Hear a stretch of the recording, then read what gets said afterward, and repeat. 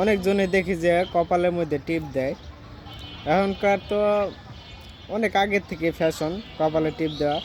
তো যারা যারা টিপ দেওয়া হয়, তোমরা কি জানো না যে আগে অতীতে ইব্রাহিম আলাইহিস সালামের যুগে এই যারা অনৈতিক পতিতালয়ে কাজ করতো তারা এই টিপগুলা দিত। তো আবার দেখলাম এখনকার যারা আপনার মাদ্রাসায় পড়ে মেয়েগুলা, ওগুলাও দেখি কি টিপ দেয়। কী রে ভাই, আর তোমরা মাদ্রাসায় পড়ো, তোমরা টিপ দিবা কেন? যারা মেয়ে ওদের তো পতিতালয়ের মেয়েগুলাই ওগুলা এর জন্য টিপ দেয়। তোমরা তো মাদ্রাসায় পড়ো, তোমরা কেন টিপ দিবা? আর মাদ্রাসার হুজুরকে বলতে চাই যারা পড়ান, আপনারা খালি পড়ায়েন না, পারলে একটু কিছু মিনিট জ্ঞান দেওয়ার চেষ্টা করেন। জ্ঞান নাই দেখেই এই কাজগুলো করে।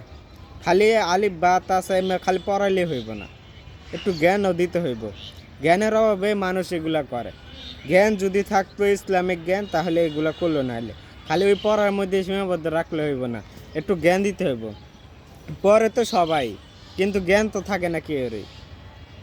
এজন্য একটু আপনারা জ্ঞান দিবেন মেয়েদেরকে।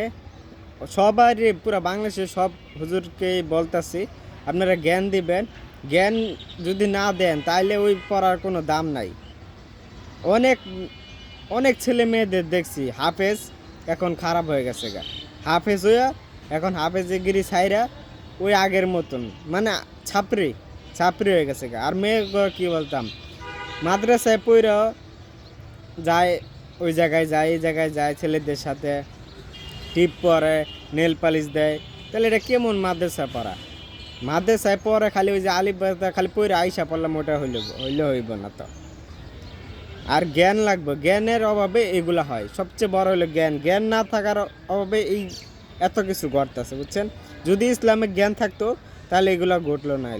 এজন্য মাদ্রাসায় যারা পড়ে তাদের হুজুরকে বলতেছি যে আপনারা একটু পড়ার পাশাপাশি একটা রুটিন রেডি করেন, যাতে আমরা জ্ঞান দিতে পারি। মানে আধা ঘন্টা যদি ক্লাস হয়, মানে 20 মিনিট পড়ালেখা হইব, আর 10 মিনিট ইতিহাস, যে কোনো ইসলামিক জ্ঞান ওগুলো দেওয়া হইব।